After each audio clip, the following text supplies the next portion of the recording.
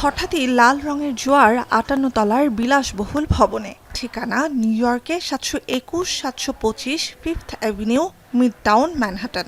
দ্বিতীয় মেয়াদে ক্ষমতায় ফেরা ৪৭তম মার্কিন প্রেসিডেন্ট ডোনাল্ড ট্রাম্পের নিজস্ব বাসভবন বলে যে ট্রাম্প টাওয়ার চেনে সারা বিশ্বের মানুষ।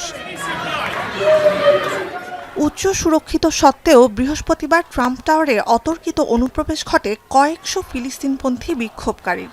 ভবনের লবিতে অবস্থান ধর্মঘটে বসে যান তারা। সংহতি জানান যুক্তরাষ্ট্রে ফিলিস্তিনিদের পক্ষে শিক্ষার্থীদের বিক্ষোভে নেতৃত্ব দেয়া মাহমুদ খলিলের প্রতি। এ সময় সেখান থেকে প্রায় ১০০ বিক্ষোভকারীকে আটক করে পুলিশ। এক সপ্তাহ আগে ম্যানহাটনে কলম্বিয়া ইউনিভার্সিটির নিজস্ব আবাসিক ভবন থেকে বিশ্ববিদ্যালয়টির শিক্ষার্থী খলিলকে গ্রেপ্তার করে অভিবাসন police. Fascist regimes try these things. They test these cases. They try to see if people will comply, if people will roll over and allow them. যুক্তরাষ্ট্রে স্থায়ী আবাসনের অনুমতি থাকা সত্ত্বেও নিজ বিশ্ববিদ্যালয়ে ফিলিস্তিনপন্থী বিক্ষোভে সমর্থন দেয়ায় খলিলকে দেশে ফেরত পাঠানোর পরিকল্পনা করছে ট্রাম্প প্রশাসন। সিরিয়ায় ফিলিস্তিনি শরণার্থী হিসেবে বেড়ে ওঠা খলিলের স্ত্রী মার্কিন নাগরিক। খলিলকে রাজনৈতিক বন্দী আখ্যা দিয়ে তাকে গ্রেপ্তারের নিন্দায় সরব হয়ে উঠেছে বিভিন্ন নাগরিক সংগঠন।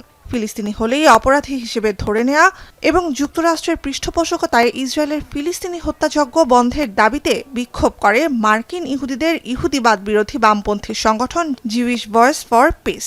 300 Jews and allies took over the downstairs of Trump Towers in protest of the arrest of Mahmoud Khalil and to ensure that we have the right to protest, that we have the right to freedom of expression.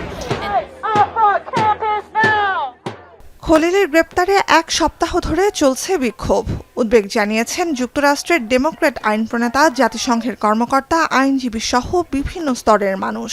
বর্তমানে লুইজিয়ানার কারাগারে আটক খলিলকে দেশে ফেরত পাঠানোর বিষয়টি আটকে আছে আদালতে। কৃত্রিম বুদ্ধিমত্তার সাহায্যে সামাজিক মাধ্যমে ফিলিস্তিনপন্থী পোস্ট ও পোস্ট দাতা বিদেশি শিক্ষার্থীদের শনাক্ত করে মার্কিন পররাষ্ট্র মন্ত্রণালয় তাদের ভিসা বাতিল করবে বলে গেল সপ্তাহে জানায় বিভিন্ন সংবাদ মাধ্যম।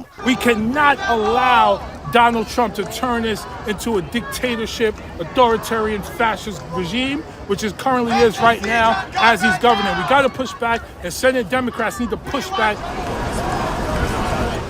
$30 কোটি নির্মিত ৬৬৩ ফুট উঁচু ট্রাম্প টাওয়ারে ডোনাল্ড ট্রাম্প ও তার স্ত্রী মেলানিয়া ট্রাম্পের একটি বিলাসবহুল পেন্ট হাউস অ্যাপার্টমেন্ট রয়েছে। মার্কিন ধনকুবের এ প্রেসিডেন্টের ব্যবসা প্রতিষ্ঠান ট্রাম্প অর্গানাইজেশনের কার্যালয়ও এই ভবনে। নুজহাত কামাল, এখন বিশ্ব।